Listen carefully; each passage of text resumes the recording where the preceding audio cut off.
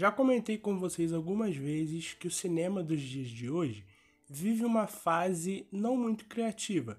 É claro que existem obras que se destacam e conseguem diminuir um pouco do impacto, mas pegando de forma geral, são muitos os filmes que pouco ou nada têm a dizer. Dá para citar a grande parte dos live actions, em especial os da dona Disney, algumas produções de games, remakes forçados de filmes estrangeiros e o assunto que é o nosso tema de hoje, as diversas cinebiografias.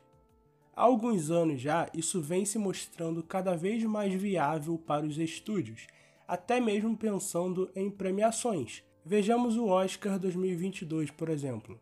Na categoria de melhor atriz, nós tínhamos como as principais favoritas a Kristen Stewart interpretando a princesa Diana e a Jessica Chastain interpretando a Tammy Faye, que foi quem levou o prêmio.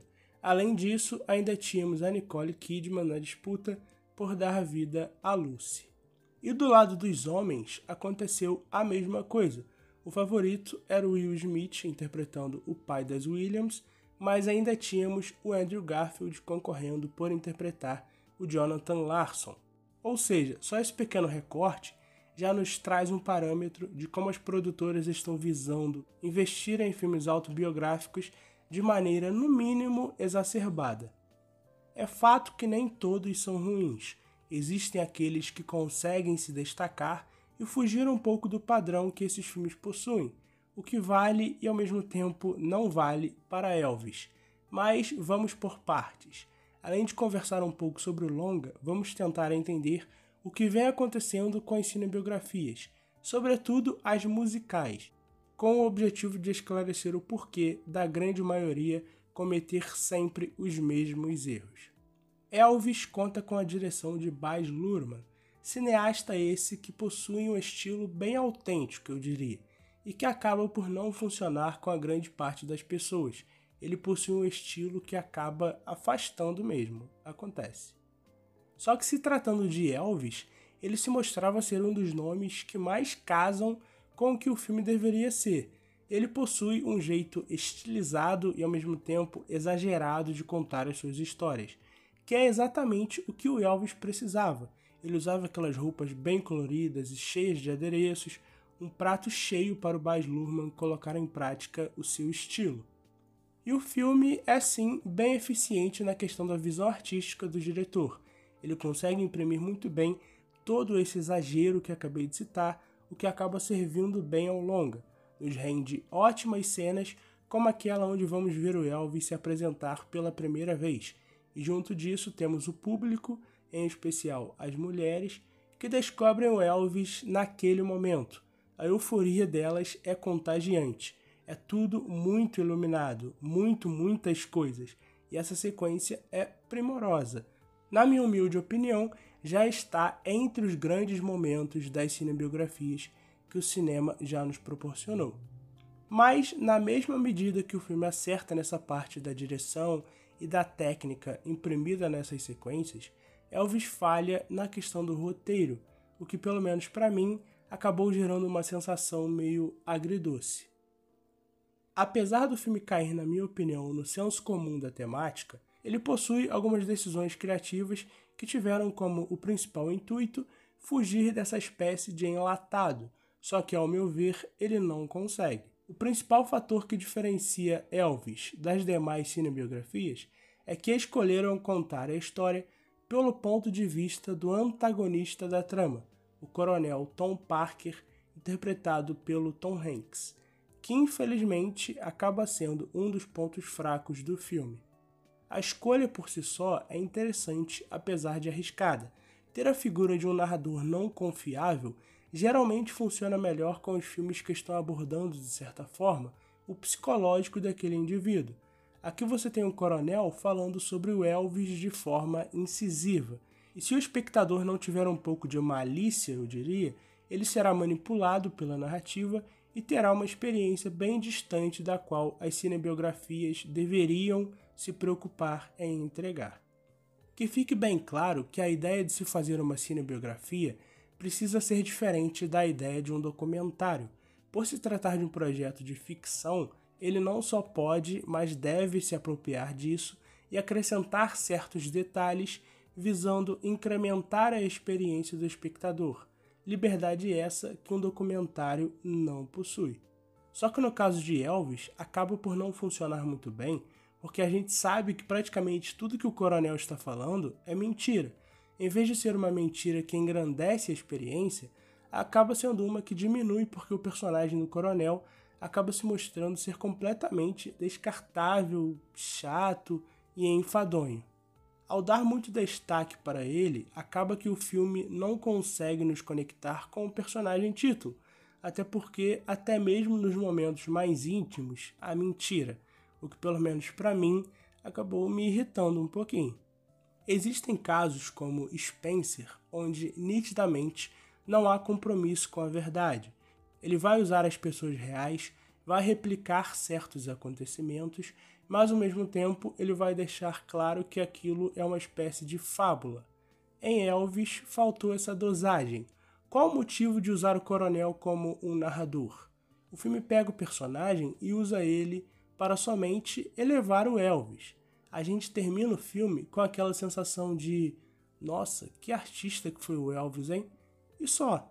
Mas isso eu creio que todos que foram assistir ao filme já tinham esse pensamento.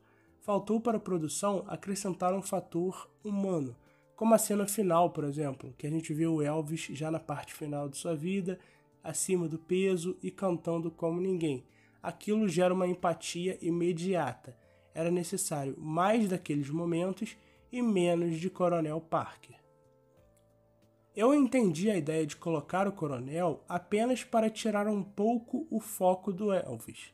Sim, de forma proposital, porque desse jeito o longa não iria precisar abordar certas questões mais delicadas que acabam sendo inerentes quando se fala em Elvis. Ele teve uma vida conturbada. O longa relata uma das passagens delicadas de sua vida com uma cena de 1 minuto onde o Elvis toma um medicamento. Só que ainda fica uma dúvida. Será que é alguma espécie de substância química ou está mais para um excesso de medicamento contra alguma dor ou algo do tipo? Só pesquisando para saber. E nessa mesma cena, o longa joga a responsabilidade, digamos assim, no colo do coronel, já que o mesmo exige que ele vá se apresentar, mesmo que nitidamente impossibilitado.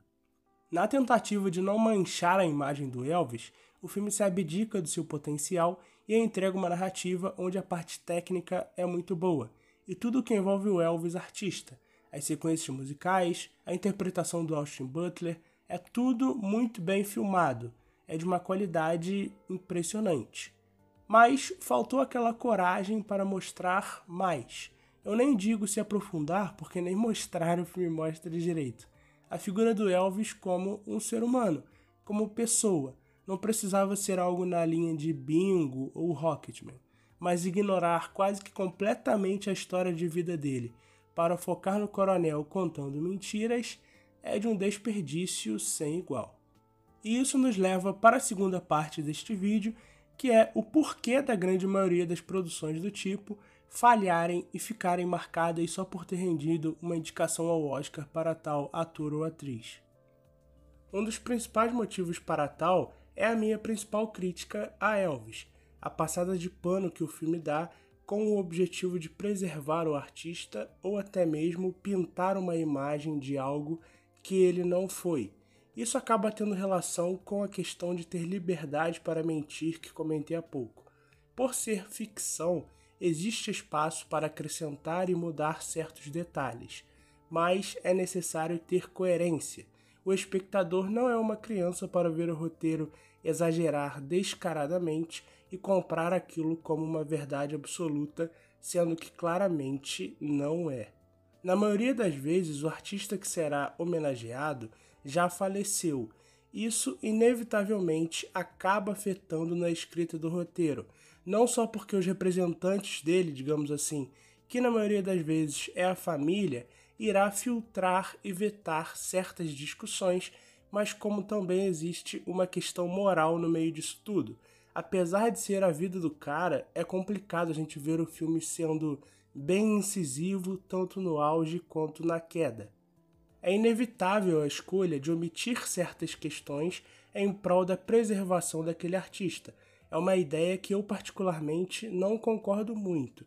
Se feito de forma honesta, não há problema em abordar a verdade sobre o artista, mas ao mesmo tempo eu entendo a escolha que os produtores acabam tomando.